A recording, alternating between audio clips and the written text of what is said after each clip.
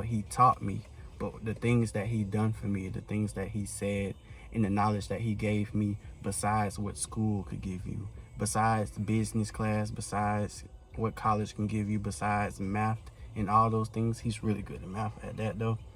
He's psychologically enhanced how I feel and how I think. So I used to be a sad kid, and he made me oversee that, and he gives me a lot of confidence when he's able to admit things that other people aren't. And I want to thank him, Mr. Ken Snyder. Hello, hello. Mr. Ken Snyder, for being in my life. So the first topic I want to talk about is religion. And how do you think religion is going to affect our future? We know how it affects our past and what religion has done today, but how would you think it'll affect the children that's to come in our future? I guess I'd have to back up and give some background. Religion, I don't consider myself a religious person. I'm a Christian. I know Jesus Christ. I know what he's done for me, what he's done for others. Too many people live under the guise of religion, which is not necessarily Christian religion, but it's not orthodox to me. I know where my background, and I can talk about that or just present day, whichever you want. Yeah, just basically, do you? I'm gonna ask you more about that. Basically, do you think that religion is gonna change? Like, are we gonna be able to worship God in different ways other than just going to church and having to do the main things that the Bible say, like do the blood of God with wine, like worship, pass the bread, Okay. school, and my old days when I used to go to church, they used to have Bible study, We First still Baptist do. Church, and they used to have a bus come pick us up and stuff, and Good. we'll go to Bible study, learn a lot of things about God, and then we'll have activities. And for school, we have this thing called Wacky Wednesday, where every day after school on Wednesday, we will learn about the Bible. We'll learn about chapters in the Bible and stuff and go over it. So how do you think that they'll move on that in the future? With our generation is more online and stuff. Because we used to actually do more in person things that involve the God. As generations move on, we become more and more unchurched. For me, I grew up, 2 minutes from church, I could walk there. Was there not because my parents forced me, but I enjoyed it. And when you were talking about your Wacky Wednesdays, Yeah. when I was in elementary school 60 years ago, we had sunbeams on Mondays. And we would go to sunbeams, like the beams from the sun, or S-O-N is in Christ. Oh. And that just came to mind. And we would do Bible study, we'd have snacks and probably activities, but that was a long time ago. That was on Monday. Of course, we had Sunday school preaching on Sunday. And I have to, just as a testimony, I grew up in church. Somewhere, I guess it was in the first grade, my friends were walking down the aisle and talking to the preacher, so thought I needed to walk down the aisle and talk to the preacher. And I did. And then one Sunday I got to church and found out I'm supposed to be baptized. My mother wasn't there, so I went home, got some clothes real quick to go be baptized. And I was baptized, and so I grew up going, high school, maybe carried my Bible some. People would ask me, when you die, would you go to heaven or hell? And I said, I hope I would go to heaven. And then my junior year in high school, our youth program, we went to another church in the area there in McCalla, and we saw a movie, and I think it was called The Horsemen of the Apocalypse, or maybe The Four Horsemen of the Apocalypse, Yeah, taken from Revelation. I can't even talk. And so it was written where, like, people were in church, the communists came in and took over, and they were forced to either deny Christ or get a bayonet run through their ears. And I'm sitting there just quiet, and just as clearly as this one here would say, but you wouldn't have to die because you're not a Christian. I'd witnessed to people before. I had led people to Christ. And then I realized I never was counseled as a child. No one talked to me. I just went down the aisle, I got baptized, and that was it. Church is doing that too much. Yeah. It happened with me, and it's still happening, and I've seen it, where I can't say they're not saved as a Christian, but I don't think some children have been counseled, because I taught elementary school for 28 years, and Mr. Snyder, I got baptized yesterday. I'm like, well, what does that mean? Well, I walked down the aisle, and then they put me in the water, and okay. So, do you think that some churches have given the youth a false sense of hope when it comes to, like, how they worship God, not the belief of God, but how they worship Him, like a false sense of superiority? Like, I'm blessed now. I've been baptized. I'm now a Christian, so now I'm better than the ones who are not. Some churches lead that direction. Some actually take the child and minister to the child to his or her needs. Others, it's more of a number thing, just run through the corral here, and now you're a member of the church, but it doesn't have any meaning. As years go on, I've seen where children had less activities, youth had less activities, and it takes a stronger church to have those. It takes a larger church. It takes caring people. Without the care and the love, it's not going to happen. For instance, 20 years ago, if Dion were, you go by Dion or Dominic. Dominic? That's okay. my middle name. Okay, I know Dion, but anyway, if Dominic had come to my church 20 years ago, there would have been eyebrows raised. Not because of his age, but his color. So they were segregated at the time? We were segregated. Most churches were. If I were to go into a black church, I wouldn't get the stares. I swear they'll welcome me in. I went to a black church for 5 years for preaching. So yeah, You would get like the stare. Like, some children would be like, "Who's that? I never seen him here before." But they wouldn't be like, "Oh, he's a different color." well They'll probably be like, "Oh, he just looks weird."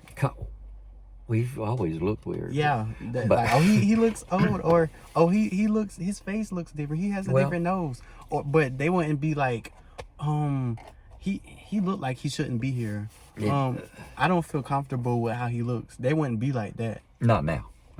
Most churches, I would like to think, if they have that type of discrimination, I wouldn't want to be part of the church.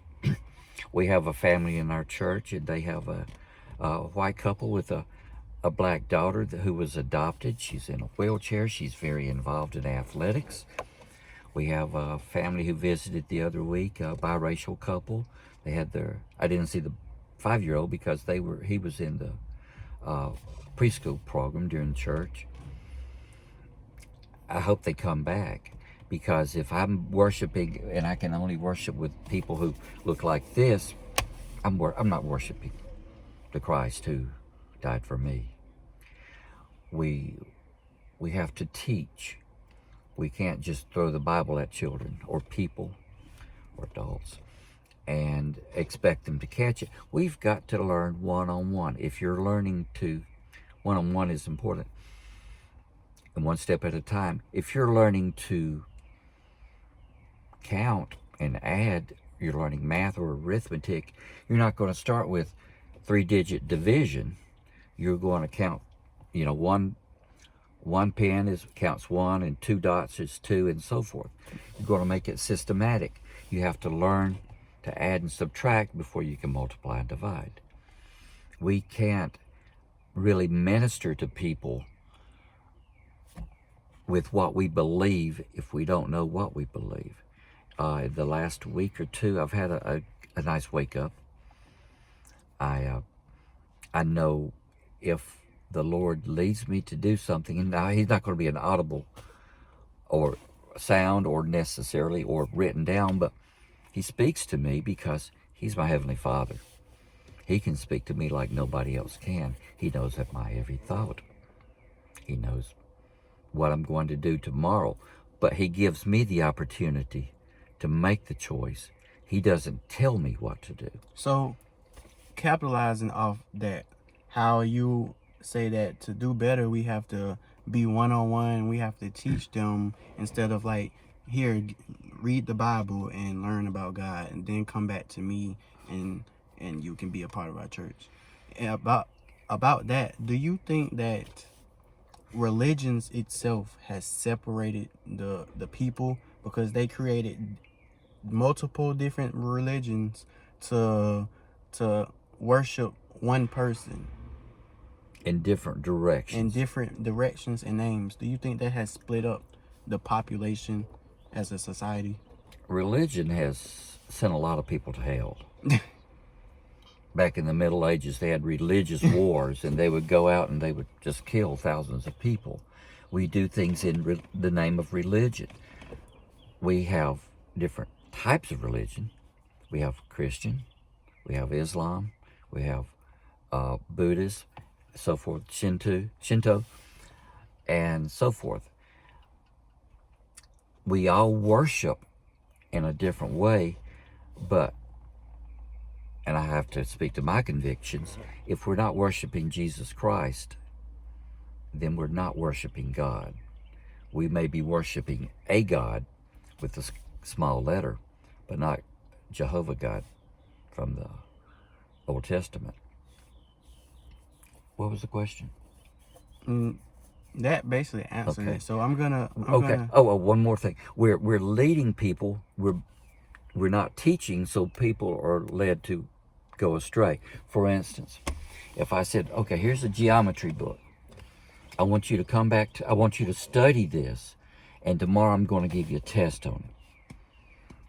Or would you rather me sit down and say, okay, figures, angles, how they relate to each other, why we do this, what it's called, or even algebra, what these letters and numbers mixed up together mean. But if I just gave it to Dominic and said, well, just study this and we'll take another test on it. No, that's not teaching. One-on-one works best in a lot of cases, because then you're ministering in a way that you can't help in a large group. That's a luxury nowadays, one-on-one. But if we're not raising children,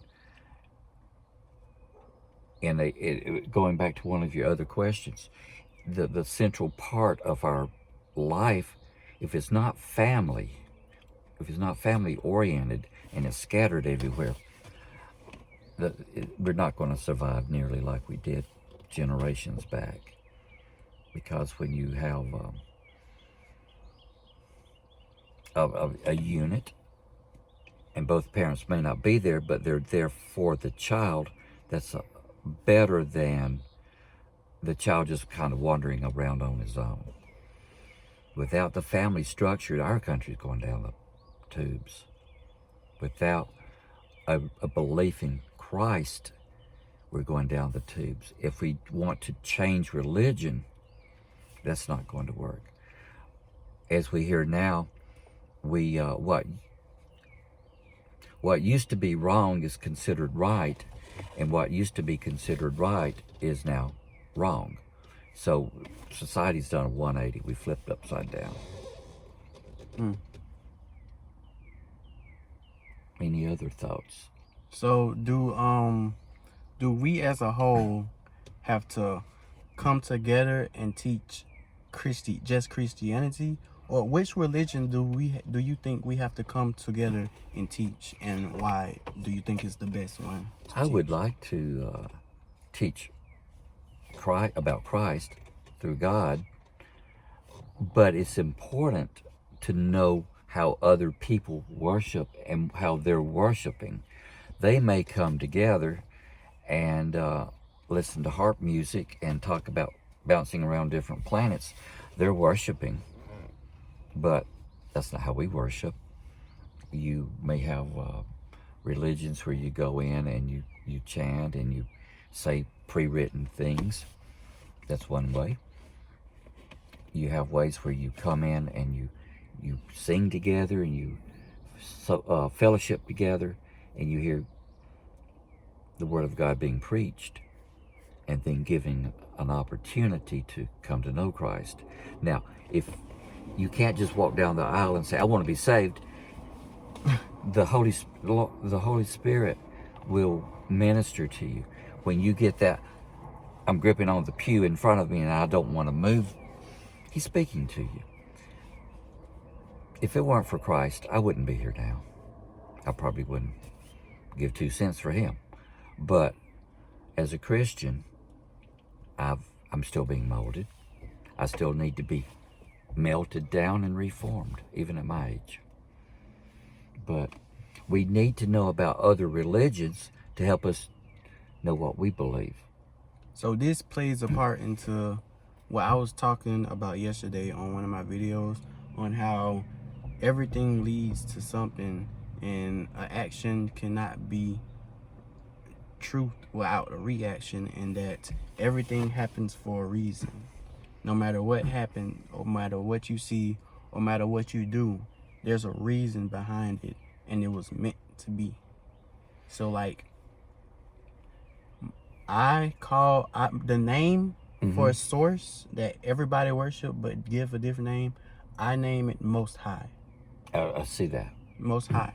So Most High puts you in a place to where you are gonna fall into your success, or puts you in a place where you're gonna fall into your lessons, not necessarily like mistakenly, to where an action will have a reaction. So when you fall, you might get cut. When you go down this route, you have to learn a lesson. So the question I want to ask you is, why would Most High allow people to worship Him in multiple different ways? Going back to Adam and Eve, you can have anything in this garden. You're in paradise. Now, it wasn't necessarily an apple, but you can have anything, but don't eat of that fruit of good and knowledge of good and evil. But they chose to. Well, I have a choice. I can not stop for that stop sign, or I can stop. If I run the stop sign, I might get hit by an 18-wheeler or get a ticket. So God gives us complete choice. He guides us just like our parents guide us. Don't touch that hot stove. We don't touch it again, but we learned the hard way. We've learned the hard way. Everybody here's learned the hard way. But we learn apparently best from our mistakes, as opposed to learning what other people teach us. We worship differently. There are different gods out there. They're pagan gods. Some people worship planets. But what you're saying, going back to Einstein, not that I'm a philosopher, but one of his 3 points of relativity was, for every action, there's an equal and opposite reaction. If I were to punch him in the shoulder, that was an action, and the reaction was I hit him, and it moved. For every up, there's a down. For every left, there's a right, apparently. For every wrong, there's a right, vice versa. And I don't know if I'm making any sense to anybody else, but It makes sense. to, as you say, Duality. It's as basically. you've said, the Most High, there's people can say, God wouldn't send people to hell. No, He doesn't. He allows us to make that decision not to be saved. Because of the sin of Adam and Eve, then there had to be a sacrifice. And it wasn't a fruit and vegetable sacrifice, but it was a blood sacrifice, So as was I'm performed in the gonna Old ask. Testament. Okay. I'm gonna ask this question. Um, People use technology to get stuff out more, like I'm doing on this Mm-hmm. video. People are using AI to like create scenarios on a lot of things what could happen, and I start to see that the more and more information that's getting out there is going through technology. And there's information on religious, on how a lot of stuff in religion wouldn't fit in the new age because of how arcane it was, like how brutal it was. And they'd say like, for example, they say how Moses split the sea, and and they say they come to information, and they actually say that could actually happen now because of information that they've taken, and it's information on they found the Bible, like they found another version of the Bible, and they say that it was the original version other than the King James version. King James was definitely not the first version. It was a translation from the original language. Translation, word for word. Transliteration, translating the idea, which you're losing meaning there. There are miracles that have happened. There's people who worship different ways, like we've said.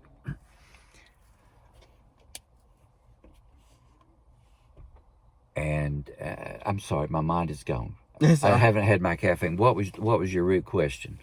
I didn't even ask a question. I came on with a statement, but my question is what what does the new technology that we are Oh, using impact okay. Christian Going back to religions? technology, there used to be no technology.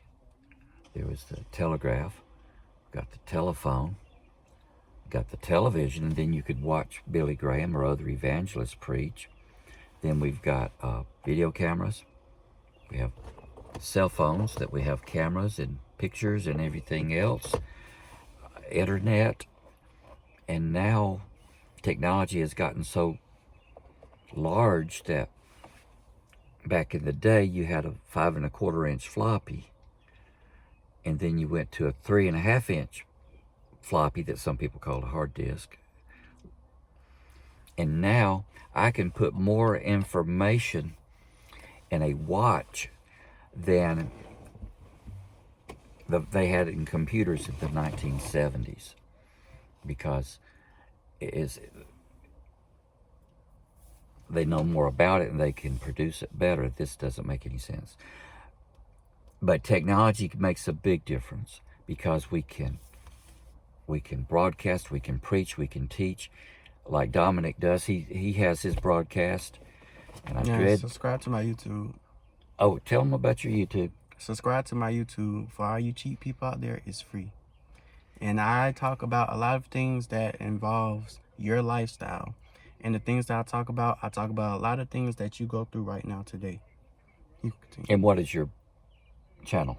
Oh, so my channel is called Way of the Sage. I have another channel called um I don't know those. yeah, I have another channel, and it's like 63 subscribers.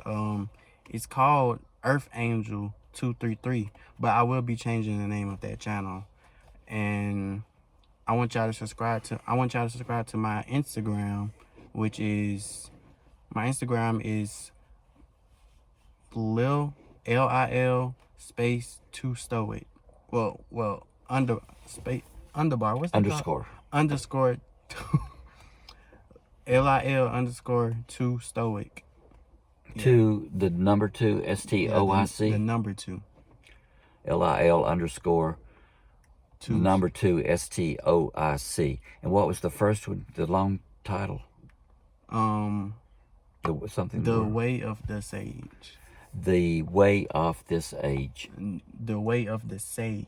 Sage. The way of the sage. SAGE. Okay. So the reason why I'm gonna capitalize off that name, the reason why I named it the way of the sage, because to be a sage, you have to gather up a lot of information and apply it to how you live. Not just having that information, knowing that information, and not using it on anything, applying that to my lifestyle. So I'm showing the people how my knowledge that I've gained can apply to your lifestyle. Okay. So that's actually a good part where I want to ask another question on our life, on this reality that we live now. What are the most important things what are the things that we need to focus on, other than the materialistic things, the cool life stuff, the things that we want in life, cars, big houses? What should we focus on? There's 3 things, not original with me, but from 1 Corinthians. Faith, hope, charity, or faith, hope, and love. And if we don't have love for our fellow man, where we're trying to help them and lead them to a better place and respect them for who they are, and for them, if we don't care enough about people to share what we believe with them, we might as well just go back home. Because if we don't love other people, if we only love those that are in our little room, no, that's not going to cut it. Society is going to break up more and more and more. Just like without the family unit, we're falling apart. The most important thing is to care. Love has different meanings, but if we don't care about somebody, to show them, to demonstrate, because God loved us, as you would, and this was not prompted, but God loved us so much because he made us in his image, and he loved, and I can't explain that. God loved us so much that his only son died a terrible death, and that blood, his shed blood, it wasn't spilled, it was shed. It is an Old Testament term. The sacrifice. If God didn't sacrifice his son for us, I can never be perfect. He was the only perfect one, and he died for me. Even if it was only one person, you or him or me, he would have died. I believe that. So I want to ask you, what do you think that people are not living their life right because they're too focused on somebody else's thing, on somebody else's life, and not only they're not living their life right, they are trying to replicate what other people are doing because they think that life is the better life. So say that you have an influencer out there, and you have somebody on the side who's looking at his life, and they're like, I want to do exactly what he does, but they're not in the right position. Do you think that they should try their hardest to like do the things that he's doing in his life? And I want to say that this is my statement, people are so focused on other people's lives, but they're not actually attributing to what people actually, or the hard work that people are trying to do. So they're trying to do things that are not for them, not just for them, but do things that help people, get their information out there or get inspirational videos out, and you have other people who are just who are behind that, who don't want to see it succeed but want to replicate it, so that they'll get that information out there, and they'll get that, not necessarily get that information out there, they'll get that gratification, that knowing, that popularity. And I've seen that a lot of people, they'll talk about you not doing they'll talk about you not doing good, or you not doing what you say you do, or they'll talk about you're not perfect, and they'll say, or you failed at this, and they'll talk about the hard things that you had to do. But they'll at at the same time, they'll try to do the things that you've done. They'll try to live your life, and they'll try to put themselves out there the same way that you've done, because I know that they don't have a individuality. They don't know how to be themselves. So they'll have friends, and they'll have wrong people out there that they try to be like, and then those same people that they try to be like, they'll try to they'll try to they'll try to talk to them, and they'll try to they will tell them that this person ain't doing, or what he said, this person ain't doing good, or this person is not that good. But at simultaneously, they're trying to be that person. And that's why I feel like the problem that reality have, we aren't coming together as one, but individually. Like, everybody plays a part. Things happen to a reason. You play your part. If you play your part, things will come to alignment. Like religion, there are certain things in religions that if you come together as one, and you still have your religion, you can play a part to society itself. Like Christians, you can focus on the empathetic part of life, because when you're a Christian, you have to fight negative with positiveness. Christianity is forgiveness. And with Muslims, you will be able to put structure in the family. You'll actually have ways to be disciplined. And with Buddhism, you will find ways to love yourself. You'll find ways to take care of yourself and keep yourself healthy throughout life. But I feel like everybody in life is trying to do better than the next. So it's canceling out. The energies are canceling out, and it's creating arguments, it's creating war, it's creating traumatic times. And I feel like people aren't seeing the true things. That's why I asked you, what should we focus on? I meant by saying, why what should we focus. When I said what should we focus on, I meant that we should be doing the things that's gonna help us. And arguments and negative things and fights, is, for sure that's not gonna help. Even if you have to fight, like say you have to protect yourself, or say you have to fight for what you believe in, because somebody might say that what you believe in is gonna affect us in a negative way. You have to probably fight for your religion, or fight for your beliefs. And I'm trying to say that what we should focus on is empathy, like the empathetic part of life. Like, there's a lot of things that led him to that. He didn't just believe that out of nowhere. He had to go through things in life to believe that. And he's still alive because he believed that. And he's still alive right now today because of the things he's done. So don't shorten him based off what he believed if it's not gonna help you. What I want you to do is think about how can he make that better.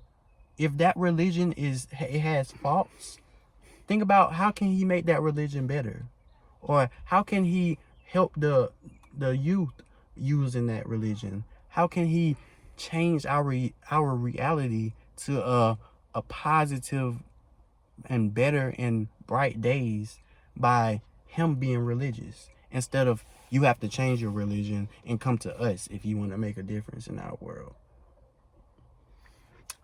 I did well not to interrupt you. Thank you. You started off with a chapter, and then you went on, and part of what you said could be a book, and by the time you finished, you could have been a whole series of books, taking up the whole shelf for the right reader, right writer. Deep. If we're jealous, I'm trying to go back to the very beginning. We can't be jealous of other people. Yeah, I jealousy. can't live my life the way someone else lives there. I have one classmate who became a dentist. I have one who became an orthopedic surgeon. You would not want me to become one of those, because I would never pass the biology and the chemistry. That's not for me. That's not my strength. We have to build on our own strengths. And if I can't, like a parent can't live their life through a child. I want to give my child what I didn't have. Well, good. But I can't live my life through her cheering and modeling and him playing Little League and so forth. They have to be taught and find their own strengths, their positive points. I know people who play the organ. That's not me. I can play the radio. That's about it. To guide my life on what someone else is doing, I can't. But when I follow someone else's guidance, and I see their strong points and what they're teaching me through their lives and what they live every day and what they teach, the way they carry themselves, because we haven't said any four-letter words here that I wouldn't want anyone to hear. We can carry that life every day. We talk about positive things. I cannot say I would change this belief system or that belief system, because if I cook a batch of cookies, or I don't like cookies, if I cook a table load of cookies and one pan burns, oatmeal cookies. Oh man, but without raisins. Yeah. Oh. A table full of cookies and one pan burns, I could keep it, but it's no good. I'd probably throw it away. If I know that somebody cannot have peanut butter, and I mix peanut butter with my oatmeal cookies, and I know it's not good, but I'm going to pass it on anyway because I like it, and I give them peanut butter to eat, they could die or wish they had died. So I wouldn't want to do that. I want to take what I know is right, what I believe is right. Other people believe their system of religion stronger than I do. I have students who 7 times a day bow to Mecca and pray. I don't know many Southern Baptists who pray 7 times a day. Most of us don't. You said Mecca? Mecca, bow to Mecca. That's the student there. I'll just call him back.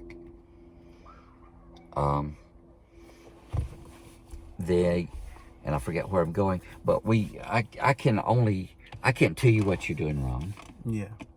Are you going to listen to me if I tell you what you're doing wrong?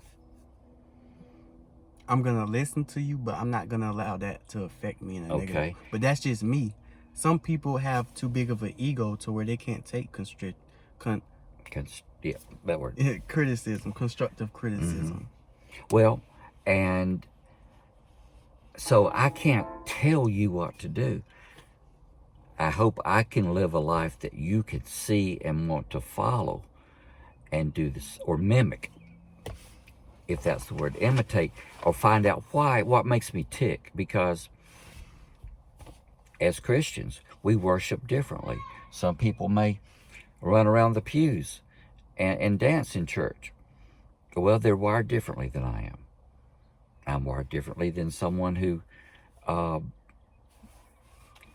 Can I add this? Goes a different way. Yes, sir. I'd say that the things you have shown me, Ken Snyder, is peace. You showed me how to become in harsh environments, how to become when things not going my way or I'm going through hard times, how to stay stable and not be depressed or over exaggerate in things that might not happen, or how to keep my calm when I'm going through hard things in life. You made it easy because you're a strong person. This strong man here, he had a good foundation. Life treats us all differently coming up, but he had something to work with. And I didn't tell him you need to do this, this, this. I tried to set an example. He already has his train of thought, but there's more to it. There's always more that we can do. And if I'm not trying to help him, then he may not be as prone to want to help somebody else. So he's a very helpful person.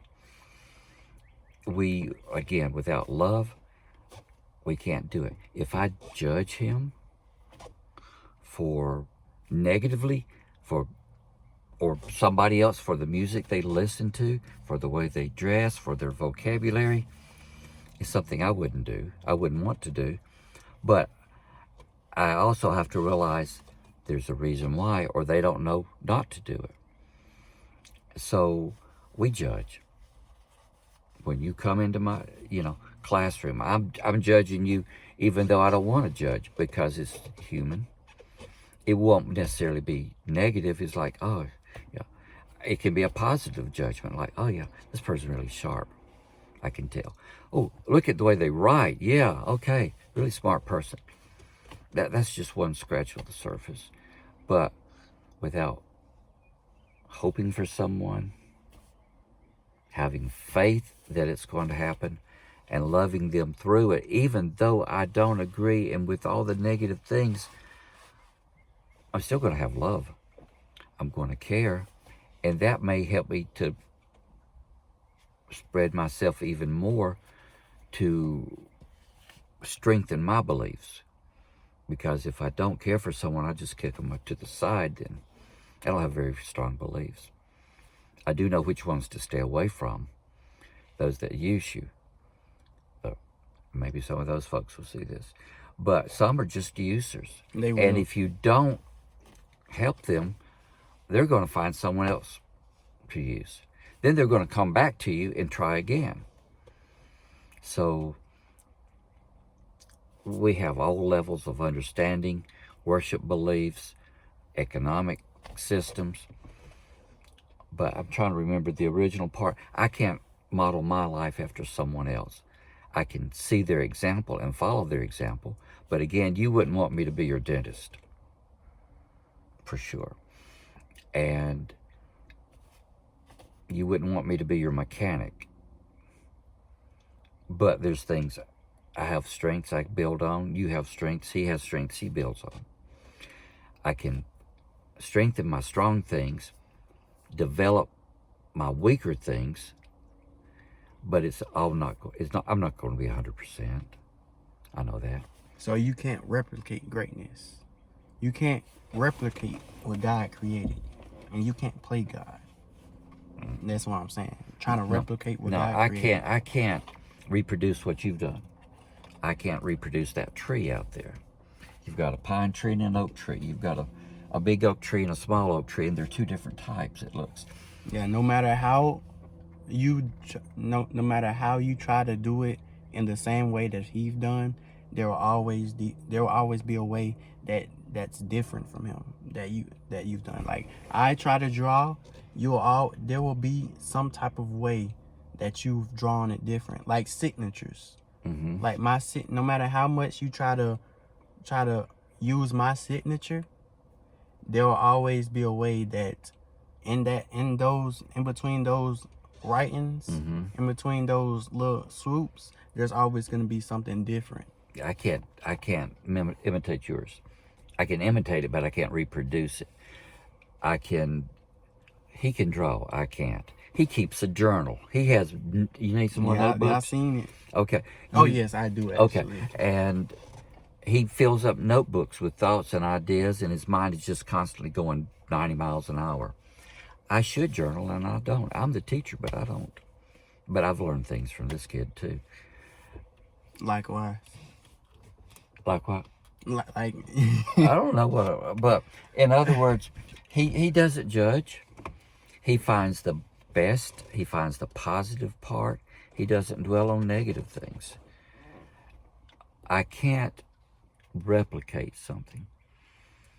We talk about, okay, let me back up. We've all heard the verse, John 3:16. John 3:17 is probably my favorite verse. For God didn't send his Son into the world to condemn us, but through his actions we can be saved eternally. Based on, for God so loved the world that he gave his only Son, Jesus Christ, that he died for me. And I'm no good, I'm not worth it, but he gave his perfect Son to die for me. And if I believe in his Son, I'm going to live eternally in heaven with him. That's a few Bible studies too. But that also doesn't mean just because you believe in his Son, that doesn't mean that if you do something negative, you won't be in the wrong for it, or you won't have bad things happen to you because you've done bad things. Satan believes in Christ. Satan believes there is a Christ. He knows that Christ's strength. Christ is stronger than him. Oh, where I was going earlier. I was, when I said I walked the aisle in the first or second grade and I was baptized, I had a counterfeit salvation.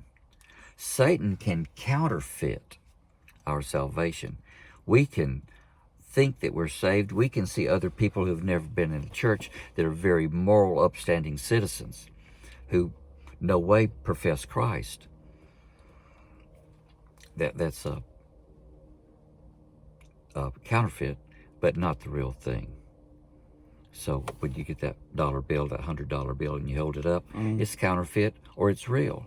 And you have to know how to distinguish between the two. And God's the only one who knows truly. Some people don't know themselves if they're saved or not. And when Dominic asked me about doing this, like, I don't want to be recorded. But then he told me the questions, like, okay. I can share my faith with you. Yeah, because this was like off the dome. Like, I didn't wake up saying I'm gonna do this video with him. Like, it just came to mind. Like, we've been having so many very deep, in-depth conversations about these things. I say, why not? I'm gonna tell y'all, I'm gonna help y'all better understand how I think and why I think these ways, and the ways that the things that I've gotten help from in thinking. Like why do I know so much, and why would I give out information to people on what I know? These are reasons why I do these things, because I get to interact with other people's belief and their values and their traditions and how they think, not just me. That's why I will love it if you all comment on my videos and tell me all your beliefs, and what do you think could be a way that we can change reality. And going back to one important thing, we've talked about religions, different ways of worshiping, different ways that people, denominations in the Christian church worship. But again, my belief, I can be a very devout Buddhist monk and say my prayers all day long and do whatever a Buddhist monk does. But if they don't follow Jesus Christ and believe in him, his religion's taking them to hell. And that would go for any non-Christian religion. I have to state that. And even, my mind rambles, but we don't agree 100% on everything, but that's okay. We know to agree to disagree, and that's fine. I don't knock him for what he may think differently than I do, and vice versa. Yeah, because I'm spiritual and he's religious. Well, you're not religious. He's a Christian, so he believes in he believes that Jesus is God's begotten son, and that Jesus is the path towards enlightenment, so to say. Jesus is the path towards being saved from sin, and you'll be able to, when you die, you'll have an afterlife that you'll go to, and the afterlife is heaven or hell. And my way is that spirituality leads you towards enlightenment, and the source of you, and the source of why you love, the source of love, the source of forgiveness, and the source of everything that is positive in this world is Most High. And anything that is negative will have a negative reaction, and anything that is positive in life will have a positive reaction. So if you do things in life to help others, and if you do things with confidence, with a positive confidence that this will get me in a better place in my life, this will, me following Most High will push away all negative things in life. It doesn't matter if someone, and in spirituality, it doesn't matter if the next man is a Christian. He will also attract in your life if you're doing positive things, because he's worshiping God in a positive way. He's not saying that I'm a Christian, so if you're not, you're bad. You're a bad person. No, he's saying that I'm a Christian, so my way is a better way to live a better life than just being a person with no beliefs and no values and no order in their life. You'll come to love yourself more if you love someone else, if you give love to someone else in a positive way. So that's why I believe that spirituality, it's in all of religions, because the spirit itself is, spirituality is not a religion. I'm gonna tell you that. It's not a religion, it's not a belief. Spirituality is who we are. We are all the spirit. In religion, you have the Father, the Son, and the Holy Spirit. The Holy Spirit is in all three. The Father is in all three, and the Son is in all three. Because before we were a father to our children, before we was a father to the youth, we were the youth. But we had to have that spirit in us to believe that we can grow up and become a father to teach the youth. And as a father, we have to have that same spirit in us from a child to have empathy and understand what that child is going through, because I'm going through different things in life and I'm grown now. So I can't do the things that child is doing, but I can understand why that child is doing it. So the spirit is what connects us. That's why I'm spiritual. I feel like my ancestors are with me because my heart is strong enough. My mind is strong enough to grasp that level of knowledge, to where the people who've died before me are still with me, because my heart is big. I love so much that the energy that love see, love is a vibration. Every emotion that we feel is a vibration. It's a certain type of frequency that we vibrate on. So when we're scared, we're vibrating on a frequency. When we're loving someone, when we hate someone, that's a whole type of vibration. So I love so much that the love of my ancestors, if I love my ancestors enough, they will help me, and they will manifest in my life in certain ways. So like Most High, I have love for Most High enough to where he can love me back and he can show me that love. If I don't love Most High, then he won't be present in my life. If I don't love Most High, then he won't show me the negativity, the negativity that's affecting my life. If I don't love Most High, He won't protect me from outside energies that's blinding me from the true path. If I played the stock market and I put some money on it, on a stock, and I knew it was a sure thing, and I don't tell him or someone else about it, and I just get all the money for myself, no. But if I know it's a sure thing, and I could guarantee him, and if he lost money, I'd give it back to him. Put your money on this stock, and it multiplies. If I'm not sharing with him what I know, I'm no good. If I don't. If I just talk it, no, people talk. If I don't demonstrate it, people have bad actions. It's a continual thing. It's a big ball of wax. And if you take one chunk out, it's not complete. It may have to be melted and remolded. If you said something else, I forget. But anyway, I don't consider myself a religious person, as I said. I do have, we all are spiritual in one way or another. We may follow different spirits, but as I minister to, I know who I believe in. I know that. And we ourselves are the spirit. That's why in Christianity, God said He created us in His own image. That means we have the same spirit of God.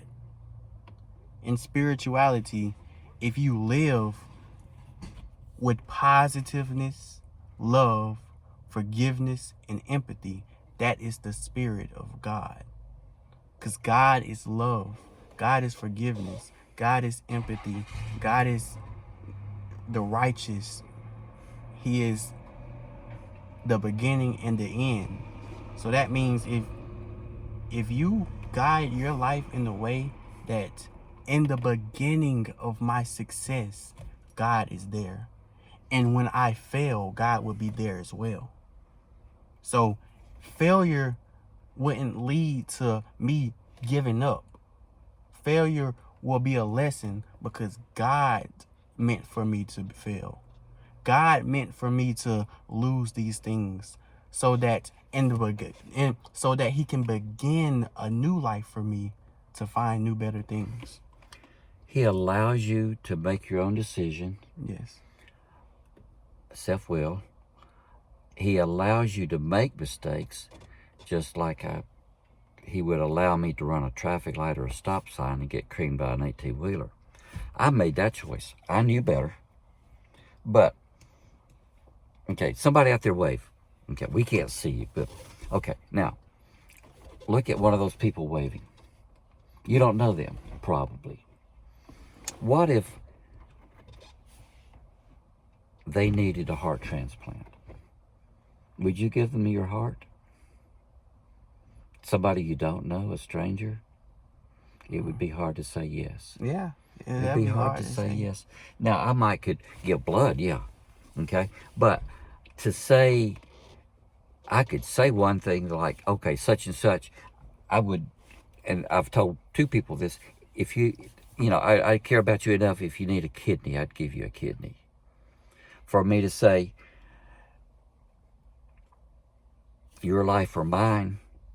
Oh, I have a joke. Oh my God. Okay, hold that thought. But if am I willing to actually die for someone I don't know?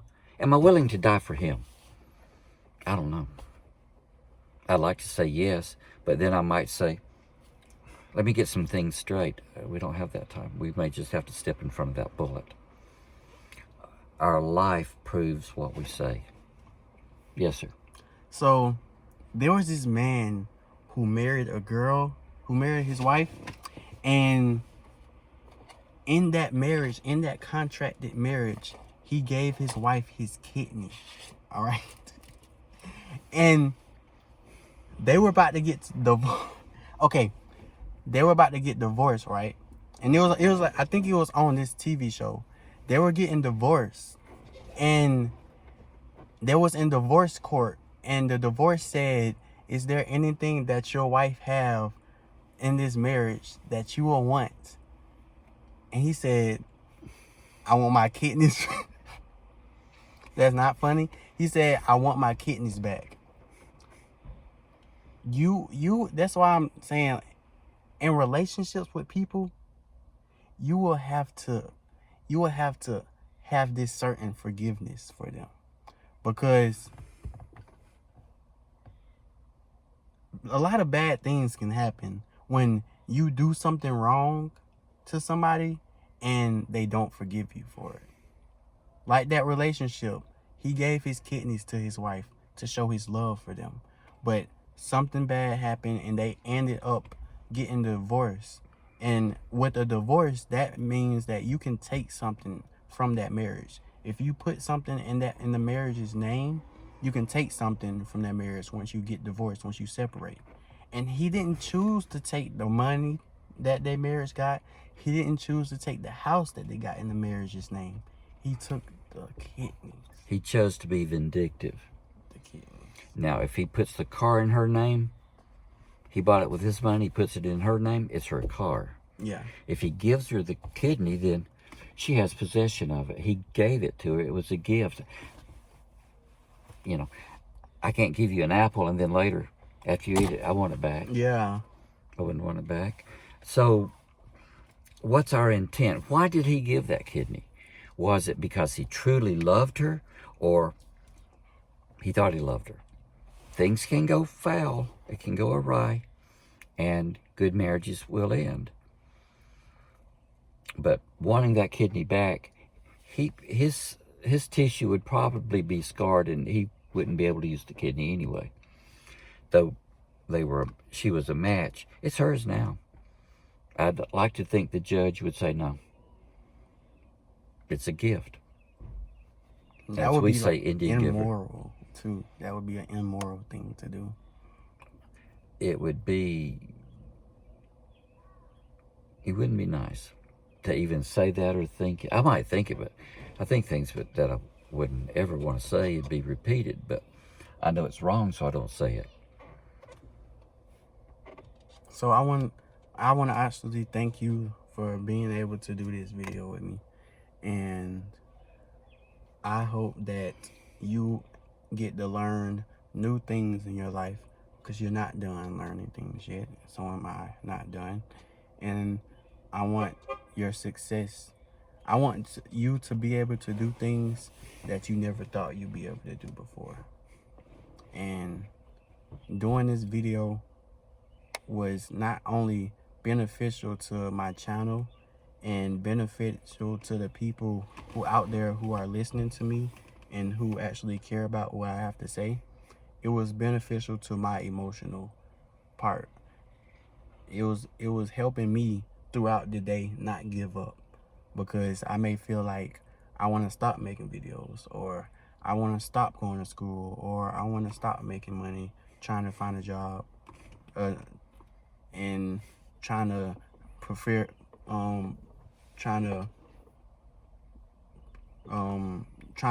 travel and stuff. I would have stopped trying to pursue my dreams. But doing this has given me the confidence to keep going. If you stop pursuing your dreams, you've given up on yourself. Now, going back to what you said, yesterday, 3 hours from now, I would never have considered sitting with him and talking that I know it's going to end up on the internet. I didn't realize at first he was going to videotape it. But I'm doing something I didn't think I would. Yeah, it's been an hour now. And 5 minutes. Yeah, I noticed that ticking. But longest video I ever done. Oh, wow. I'm doing things I wouldn't have normally done, but then I'm still growing. I'd like to think I'm still growing spiritually. There's things that I've taken steps on doing recently that I wouldn't have done before, but that need is there. I need to do it. And it's been over 3 months since we've sat and talked. The last time we sat and talked was New Year's Eve. And then schedules and everything changed. So, with that being said, we move, we change, but then we're we should have some foundation that we don't move from, like a anchored boat.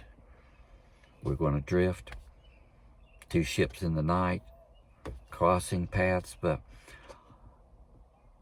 we've had friendships from day one, from first grade, from 3 years old, Sunday school, whatever, that we still have. Others got a stronger friendship with him than people I've known 50 years. But it's the connection, it's the interest, and the caring. Otherwise, I wouldn't be here. I wouldn't have driven to Hoover today if I didn't care. Your turn. Well, I'm gonna conclude this video. Please, please, please. And I'm gonna ask you to like, comment, and subscribe. And like my videos, because I'm posting on Facebook, Instagram, TikTok, and YouTube. So when you post this, make all of those sites available, either that they can click on and follow, or that they possibly copy and paste. If you can let them click and follow, you'll have more followers. I will be doing. Because I don't like to write all those things down. And that's gonna be it. Handshake. Bye.